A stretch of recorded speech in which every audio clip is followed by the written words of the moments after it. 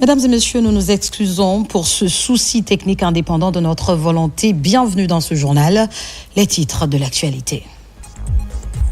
Le ministre de l'Urbanisme, de l'Habitat et de l'Aménagement du Territoire, à peine installé dans ses fonctions, visite les chantiers de Keitaya, Sonfonia et Anko 5. C'est dans le cadre des opérations de déguerpissement et de réorganisation urbaine à suivre dans ce journal. Et puis le ministère de l'Élevage vient en appui aux fédérations régionales de la filière bétail-viande. Il s'agit des compléments alimentaires et des équipements modernes permettant aux éleveurs de mener à bien leurs activités.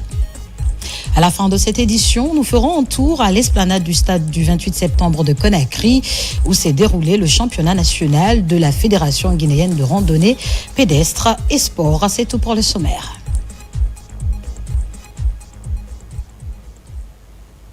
Encore une fois, bonsoir et bienvenue à tous dans ce journal. Ce mardi, le Conseil national de la transition a adopté à la majorité des voix la proposition de loi organique portant privilèges, avantages et protections accordées aux anciens présidents de la République, des chefs d'État et leurs conjoints. Cette proposition de loi vise à garantir une alternance démocratique en Guinée et une vie décente pour les anciens dirigeants. La suite dans ce reportage de Abdoulaye Diallo. C'est une nouvelle étape importante dans l'édification d'un cadre institutionnel plus stable et prévisible que le CNT vient de franchir avec l'adoption à la majorité de la loi organique fixant les privilèges, avantages et le régime de protection accordé aux anciens présidents de la République, aux anciens chefs d'État ainsi qu'à leurs conjoints. L'objectif est de promouvoir des conditions favorables à l'alternance démocratique en Guinée. Les anciens présidents de la République ou les anciens chefs de l'État jouissent d'une immunité civile et pénale pour les actes accomplis dans l'exercice régulier de leurs fonctions. Ceci est de la prescription constitutionnelle. Ensuite, s'il ajoute, les anciens présidents de la République et les anciens chefs de l'État ne peuvent être poursuivis que pour des faits criminels ou délictuels commis après leur mandat. La deuxième partie de cette disposition signifie que le président de la République ou l'ancien chef de l'État serait couvert par une immunité civile absolue. Au cours des débats, des préoccupations ont été soulevées par les conseillers nationaux, notamment en ce qui concerne le recrutement des membres du cabinet du personnel domestique des anciens présidents et chefs de l'État. Le gouvernement a apporté des précisions sur la portée de cette loi organique. Parce que figurez-vous que lorsque l'exécutif en cours recrute une personne pour travailler au domicile d'un chef d'État, vous conviendrez avec moi que la vie privée, le respect de la vie privée prend un coût et le respect même de la contractualisation de cet individu peut prendre un coût. Donc nous avons laissé à la charge des concernés le choix de recruter les personnes qui peuvent convenir à leur situation. L'adoption de cette proposition de loi devrait garantir les privilèges et la protection nécessaires pour préserver la dignité et l'honorabilité de la fonction présidentielle en Guinée. Cette initiative s'inscrit dans un contexte africain particulier où l'exercice du pouvoir politique demeure pour de nombreux dirigeants un parcours complexe.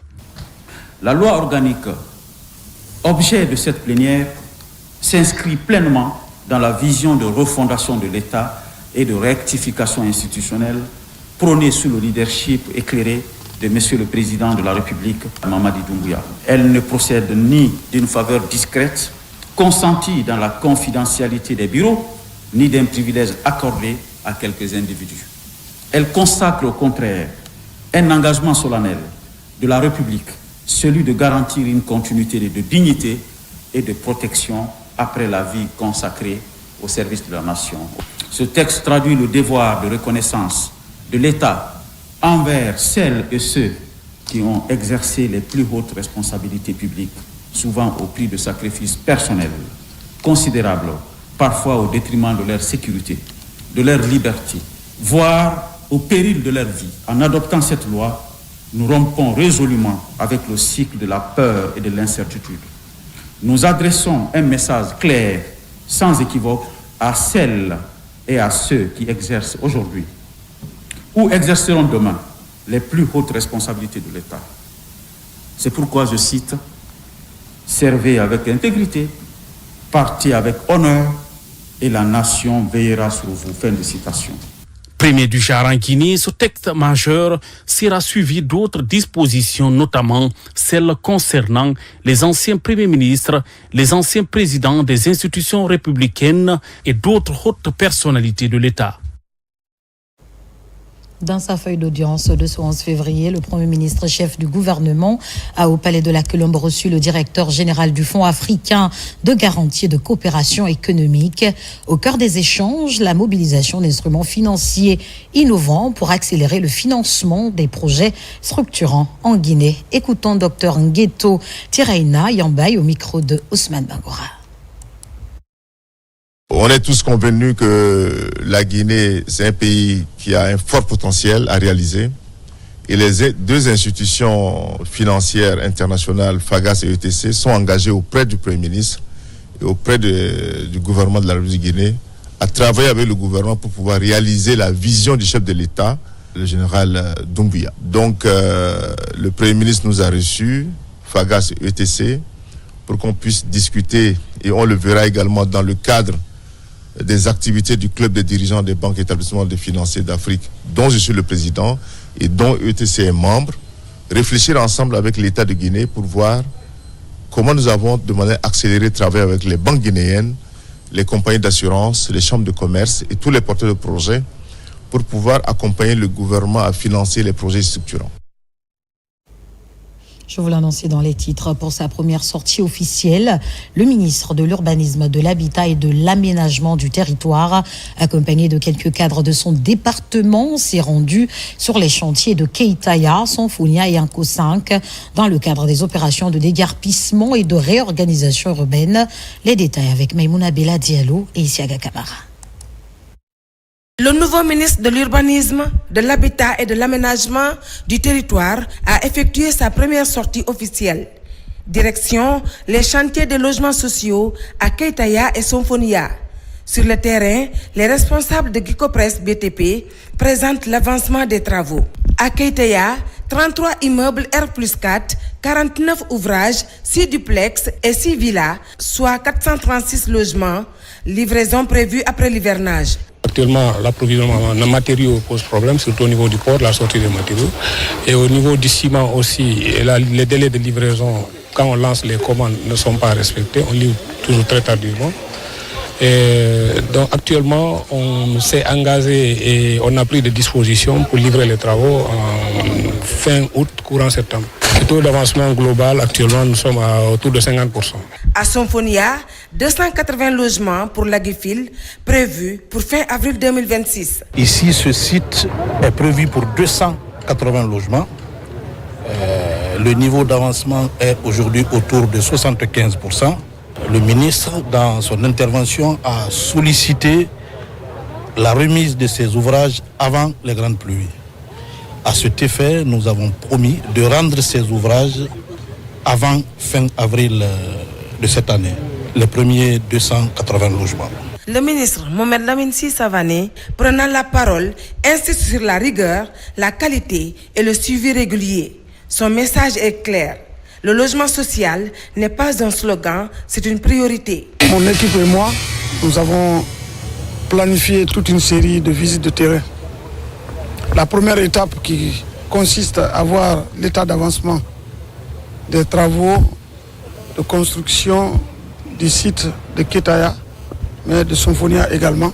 L'objectif de la construction des logements sociaux s'inscrit en droite ligne du programme Simandou 2040. Un programme ambitieux qui tient à cœur le chef de l'État, qui, par sa vision, souhaite donner aux citoyens guinéens un cadre de vie décent. La tournée continue sur les sites d'Anko 5, Madina et Matam. À Anko 5, un marché provisoire de 300 places pour les femmes déguerpies est en construction. 3000 autres places sont prévues par des promoteurs. Objectif, réorganiser l'espace urbain et accompagner les populations locales. Cette première sortie du ministre Sissavané marque le début d'une impulsion forte pour le logement social et l'aménagement du territoire. À la tête d'une forte délégation, Dr Diaka Sidibé a effectué une tournée marathon dans les institutions d'enseignement supérieur de Conakry. La ministre de l'Enseignement supérieur, en compagnie des membres de son cabinet, a visité plusieurs infrastructures universitaires et pédagogiques, de l'université générale Lansana Conté de Sanfonia à l'ISEC de Lambagny, en passant par l'université Gamal Abdel Nasser de Conakry et la cité des sciences et de l'innovation jusqu'à l'Institut supérieur d'architecture et d'urbanisme. Elle a échangé avec les cadres de ces entités tout en déclinant les nouvelles orientations de son département. Autre précision avec Mounir Barré. Quelques jours après sa prise de fonction à la tête du ministère de l'Enseignement supérieur au compte de la 5e République, Dr Diaka Sidibé entame une visite de terrain. Première étape de cette mission, le chantier de l'université régionale. Madame la ministre a tenu à voir de visu les infrastructures. Et vu que son programme est axé sur la qualité, c'était de s'assurer que les infrastructures en cours de réalisation répondent aussi à ces normes-là. Et donner aussi des consignes afin quand même que ces infrastructures puissent être achevées très rapidement. Nous avons visité essentiellement le chantier de l'université régionale qui est piloté par Civitec. Et nous avons visité le premier bloc pédagogique qui est très immense. Il y en a d'autres qui vont se faire parce que ça va être un bloc pédagogique par faculté avec une capacité moyenne de 7000 étudiants. Des symphonies à l'ISEC, de la Cité des sciences et de l'innovation, en passant par l'université Gamal Abdel Nasser de Conakry jusqu'à l'Institut supérieur d'architecture et d'urbanisme, toutes les préoccupations sont passées en revue. Des perspectives en phase avec la vision du chef de l'État, notamment autour du projet Simandou et de son volet Simandou Academy. Sur l'instruction du président de la République, nous avons engagé une nouvelle dynamique, une dynamique portée sur la qualité des enseignements, la qualité de la recherche scientifique en République de Guinée. C'est dans cette optique que notre département a entamé cette tournée universitaire afin d'apprécier le niveau d'évolution des infrastructures universitaires en chantier depuis l'avènement du président Mamadi Doumbouya dans notre pays. Notre système d'enseignement supérieur a connu plusieurs mutations et plusieurs réformes structurantes, tant sur le plan pédagogique que sur le plan infrastructurel.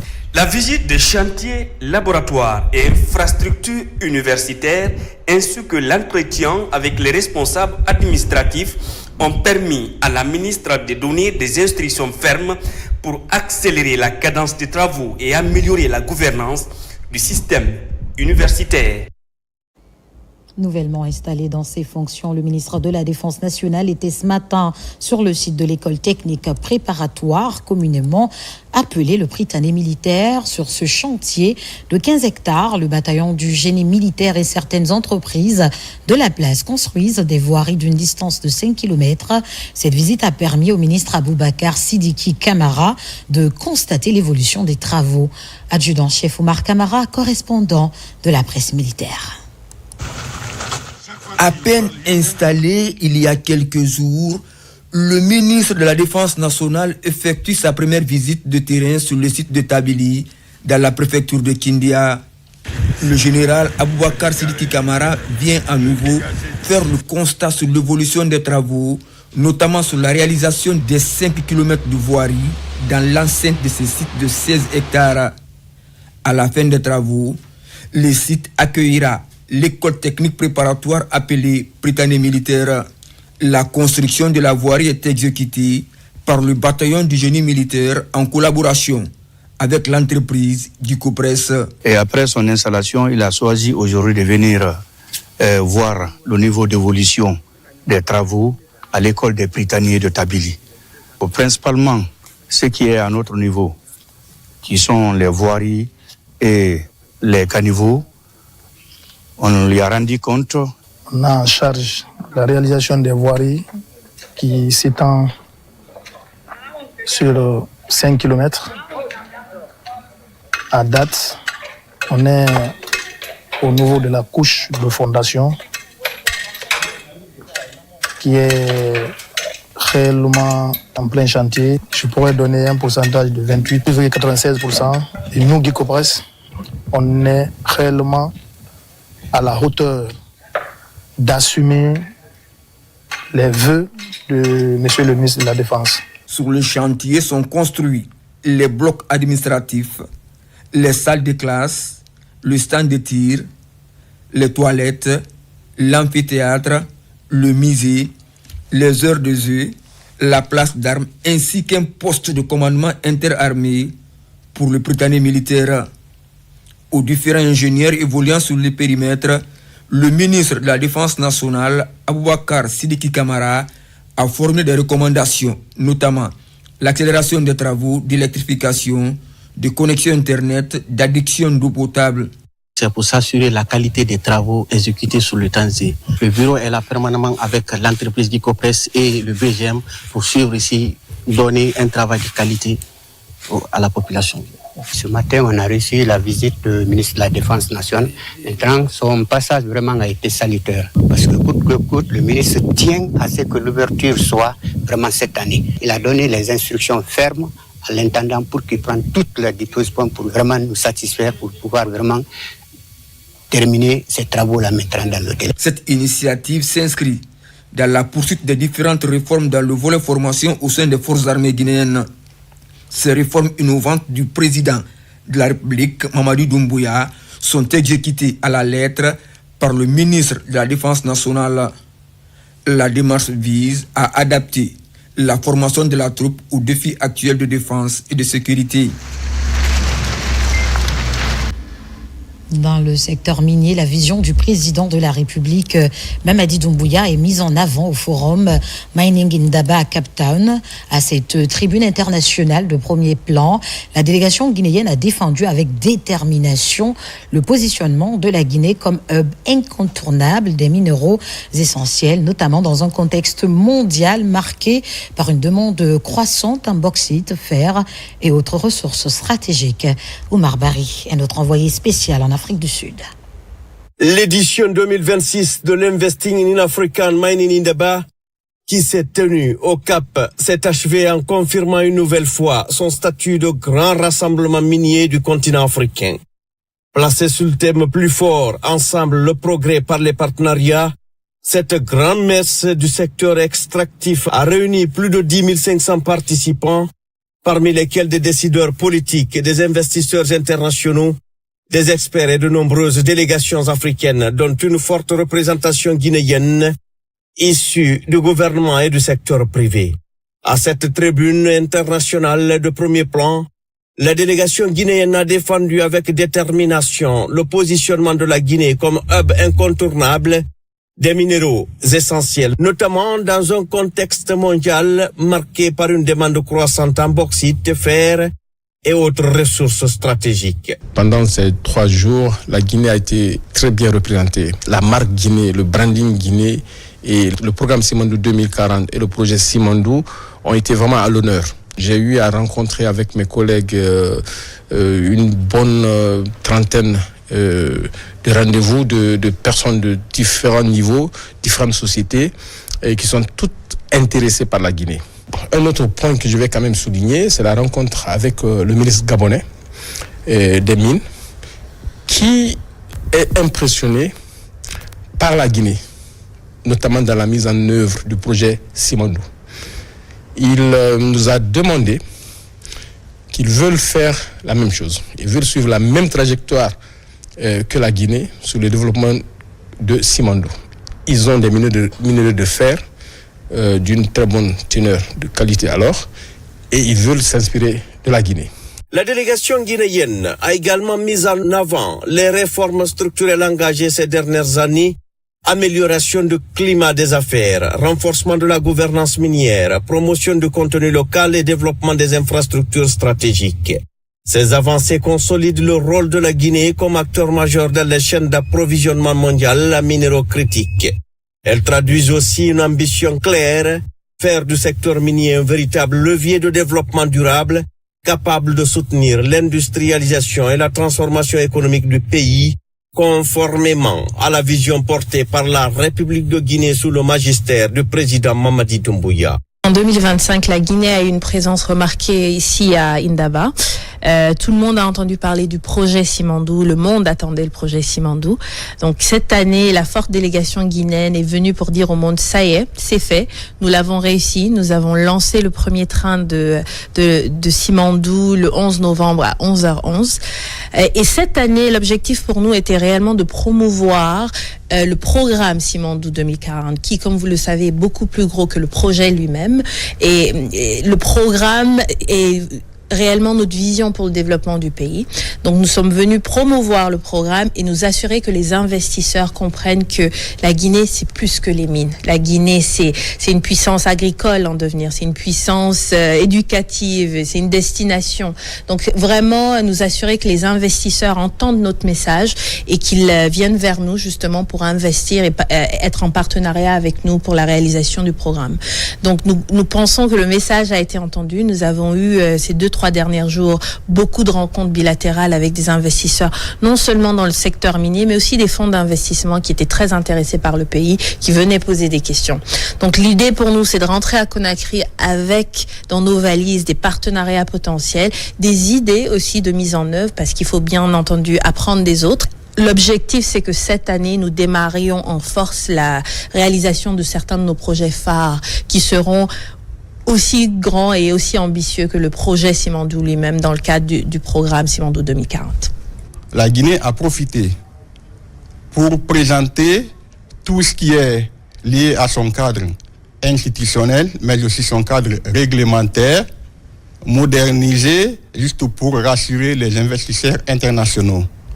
Ce fut également l'occasion pour la Guinée juste de se positionner comme une destination privilégiée en termes d'investissement stable, en termes d'investissement responsable, en termes d'investissement dans un contexte où pratiquement tout ce qui est lié à la transition énergétique mondiale.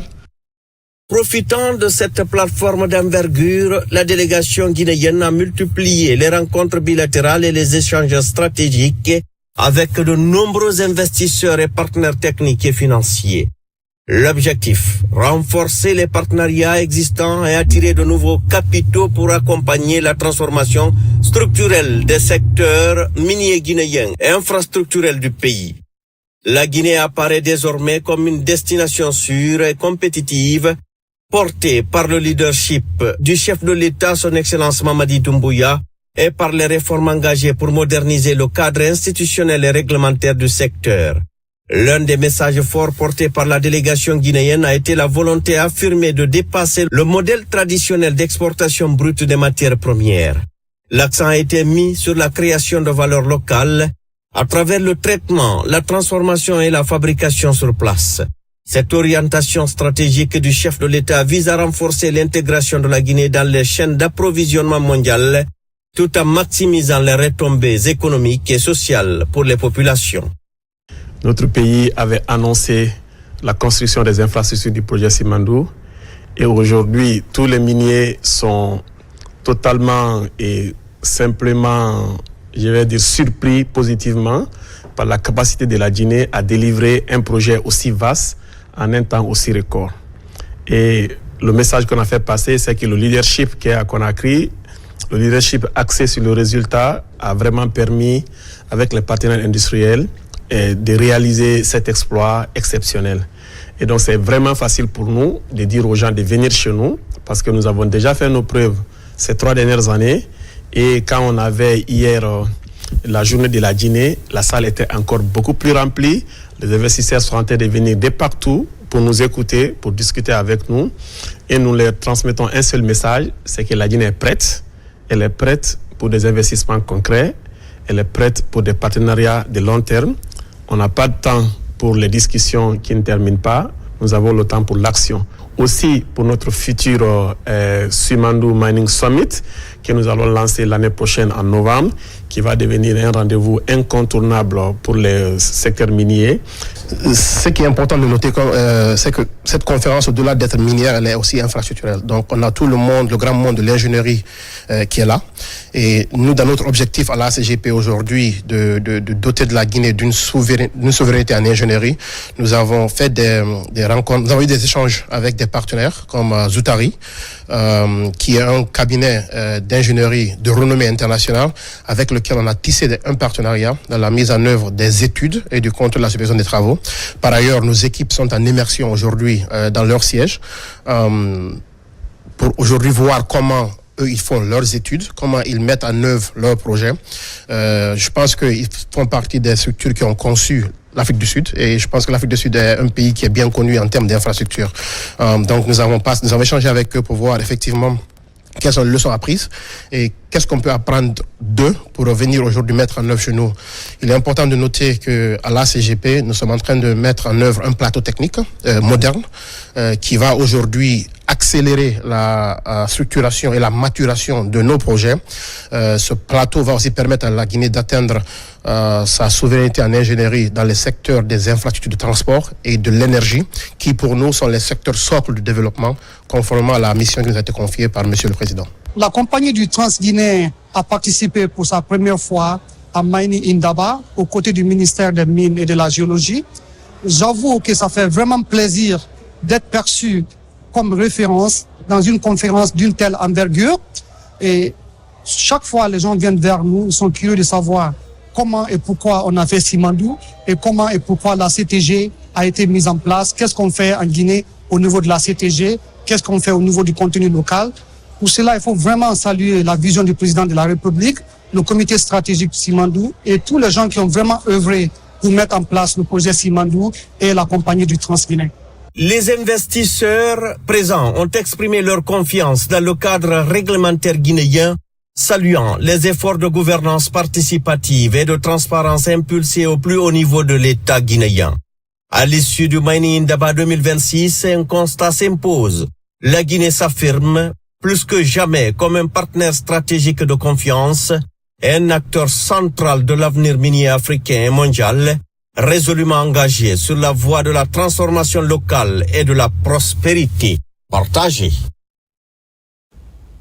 Retour à Conakry où la ministre de l'économie, des finances et du budget était récemment dans certaines directions techniques relevant de sa juridiction. Il était question pour Mariam Siré Sylla de procéder à une prise de contact avec les cadres de son département, mais aussi comprendre leur mode de fonctionnement. Mamadi Gassama était de la partie. Voici son reportage. Quelques jours après sa prise de fonction en qualité de ministre en charge de l'économie, des finances et du budget, Madame Mariam Siré Sylla a entamé une série de visites de prise de contact dans les directions techniques et services relevant de sa juridiction. De la Direction générale des impôts à la Direction générale des douanes, en passant par la Direction générale des investissements publics et celle du Trésor et des marchés publics, un seul mot d'ordre: travailler en équipe à travers une synergie d'action pour mobiliser les ressources et rationaliser les dépenses avec efficacité, efficience et dans la transparence. L'objectif de la consolidation des ministères de l'économie et des finances et de celui du budget est de passer à une administration financière fragmentée, à une administration cohérente, qui collabore mieux, qui est structurée et qui nous permettra d'obtenir des résultats rapidement. Donc les équipes ont été sensibilisées sur cette mission qui nous a été confiée par le chef de l'État, le président Mamadi Doumbouya, et le Premier ministre Amadou Riba. Elles ont indiqué être prêtes pour le renforcement de capacités nécessaires afin qu'on puisse tenir le cap du programme Simandou 2040 qui va demander plus de capacités, plus de ressources matérielles et humaines, mais aussi financières, afin qu'on puisse atteindre les résultats escomptés et répondre aux attentes de nos populations. Dans la même dynamique, des séries de rencontres ont eu lieu avec les représentants des institutions de financement et des pays amis à la Guinée, avec pour objectif le renforcement du dialogue pays et la consolidation du partenariat stratégique. Le FMI est prêt à nous appuyer afin de réformer de manière importante et utile donc notre gestion budgétaire, mais aussi de travailler sur des réformes macroéconomiques. Nous avons aussi échangé donc sur le programme avec le fonds, qui est un sujet d'engagement depuis quelque temps maintenant, et sommes convenus de continuer les discussions afin qu'on puisse avancer sur ce sujet. J'ai aussi rencontré les équipes du groupe de la Banque mondiale, notamment dans le cadre d'une mission de préparation d'un projet important, celui de la mobilisation des ressources internes. J'ai aussi rencontré le représentant de la Banque africaine de développement et son équipe. J'ai aussi rencontré l'ambassadrice des États-Unis avec laquelle nous avons échangé sur les projets en cours de collaboration avec son pays. Je suis venue pour parler de comment nous pouvons tisser les coopérations qui existent déjà, mais de renforcer notre coopération économique et de promouvoir le secteur privé et l'investissement avec le soutien de nos institutions comme le Development Finance Corporation et aussi Ex-Im Bank et d'autres. Ces séries de rencontres augurent déjà de belles perspectives, en ce sens qu'elles contribuent à rassurer et à galvaniser davantage les cadres et agents à s'investir dans l'atteinte des objectifs assignés au département de l'économie, des finances et du budget, en droite ligne du programme Simandou 2040.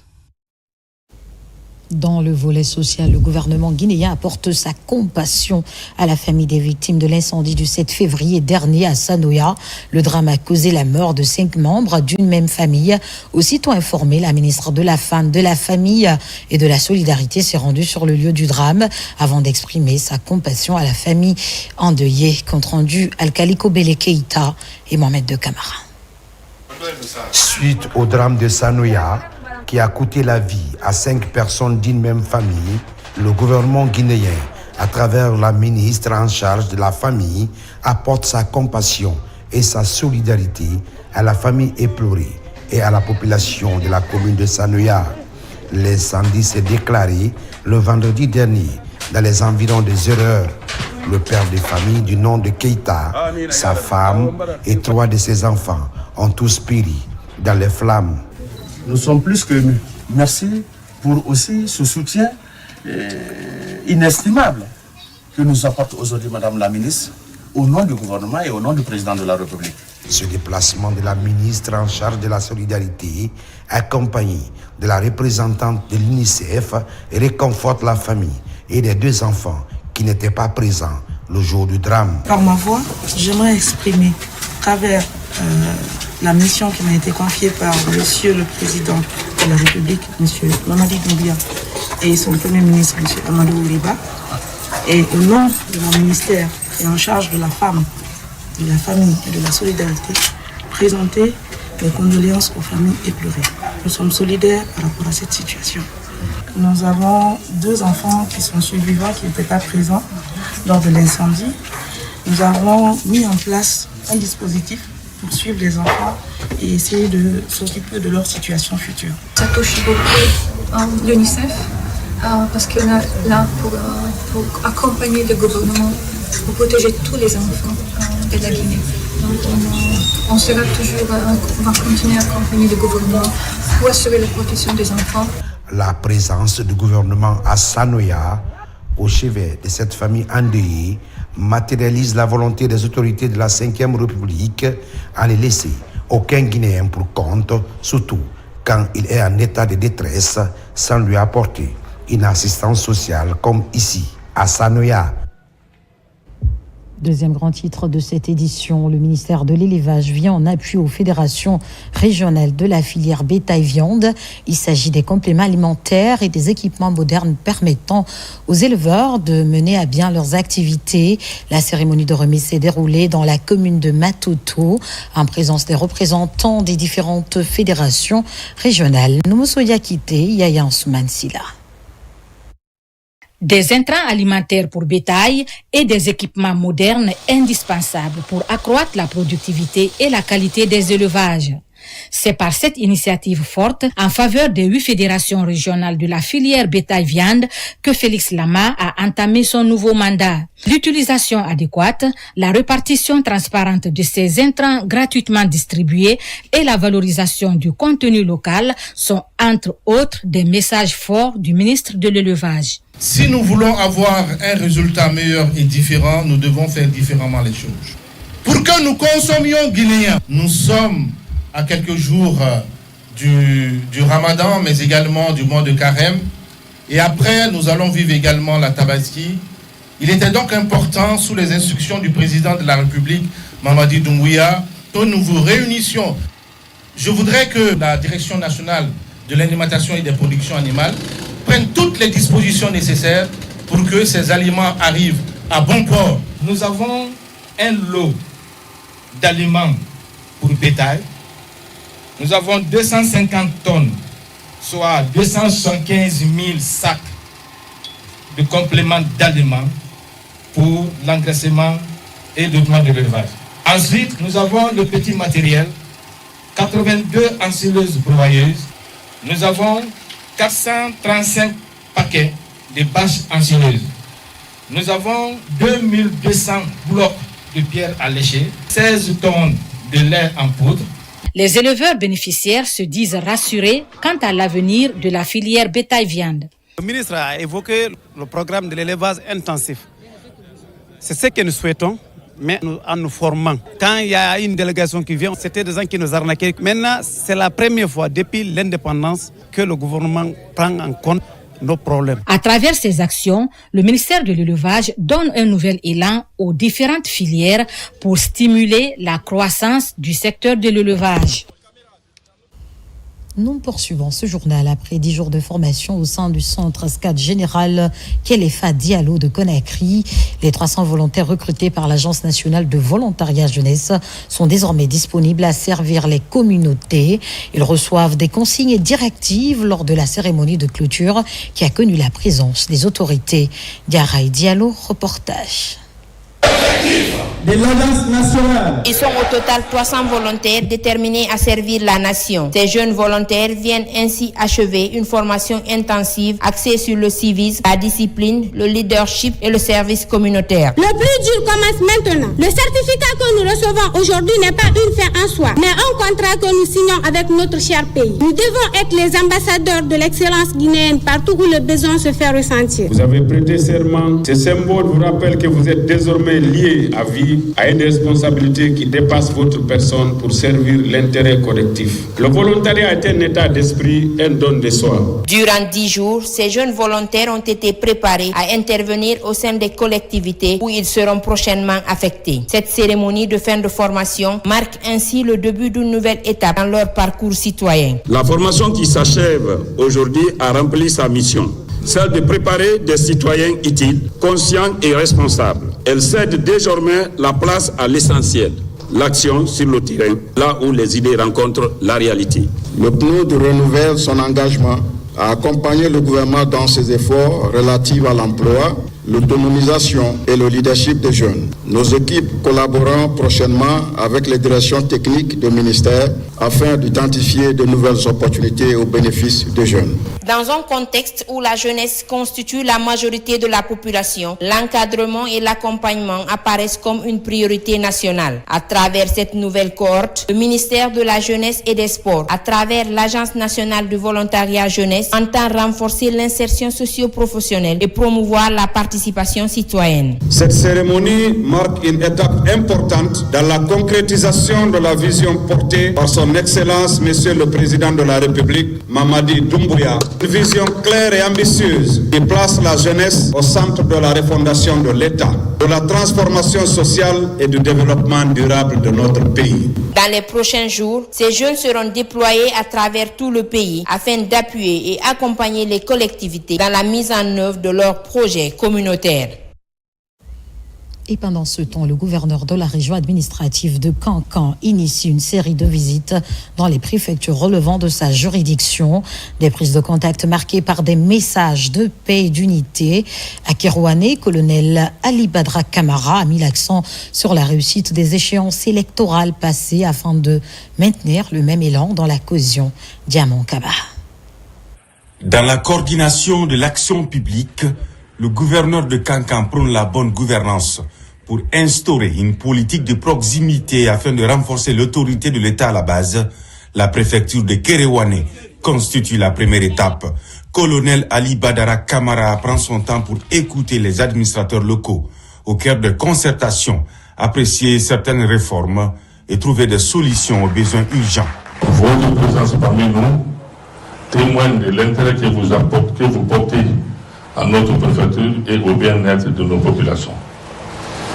Elle renforce notre espoir et notre engagement à œuvrer aux côtés de l'administration régionale pour le développement local, la paix et la cohésion sociale.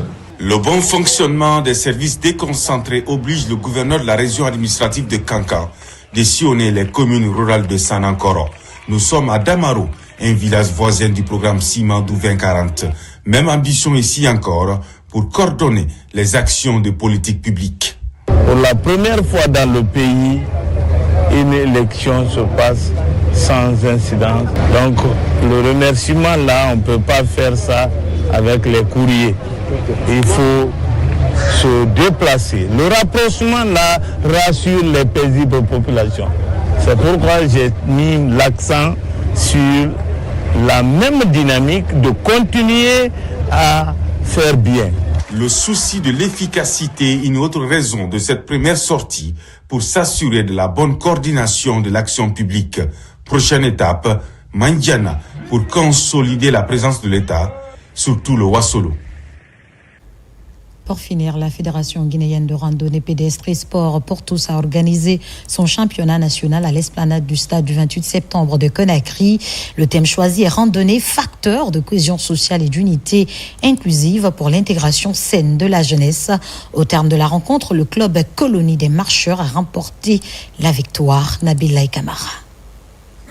Le championnat national de randonnée, d'endurance et de fitness au compte de l'exercice 2025 a mobilisé 15 clubs, dont 5 de l'intérieur du pays, à savoir Farana, Sigiring, Gekedou et Mamou. Le tournoi est initié par la Fédération guinéenne de randonnée pédestre et sport. L'idée est non seulement de faire en sorte que cette discipline prospère, mais également amener toutes les couches sociales à s'intéresser à ce sport. C'est une grande première. Lorsque nous parlons de la randonnée pédestre, c'est pour répondre un peu aux soucis de l'Union africaine qui a demandé aux pays africains d'aider les personnes âgées, les enfants, les jeunes, les femmes à faire du sport pour leur bien-être et pour leur santé. C'est un honneur pour nous d'organiser cette compétition et on a forcé la situation pour organiser financièrement et matériellement. Mais techniquement, comme nous sommes là, donc on a dit on va organiser et les clubs ont accepté, les clubs de l'intérieur, de venir participer à la compétition. Nous sommes toujours inscrits dans la stratégie avant les moyens. Au terme d'une distance de 2336 km à parcourir, le club La Colonie des Marcheurs de Farana est sorti vainqueur, remportant le trophée de meilleur club de randonnée de la saison 2025. En fitness, c'est le club Katroa qui remporte le trophée. L'équipe de Gekedou est désignée meilleure randonneuse 2025. On est venu pour ça, on est venu avec l'esprit ferme pour remporter réellement les trophées. Nous les remercions par rapport à l'initiative et on réitère notre position et notre engagement à participer à toutes les instances organisées par cette fédération. Aujourd'hui, je suis très fier de l'équipe, je suis fier des athlètes. On a ici 3 trophées comme vous le voyez, donc c'est une immense joie, je suis pratiquement aux anges. Il est à signaler que cette compétition a tenu toutes ses promesses. Son organisation permet désormais à la Guinée de participer à la compétition africaine de randonnée Côte d'Ivoire 2026.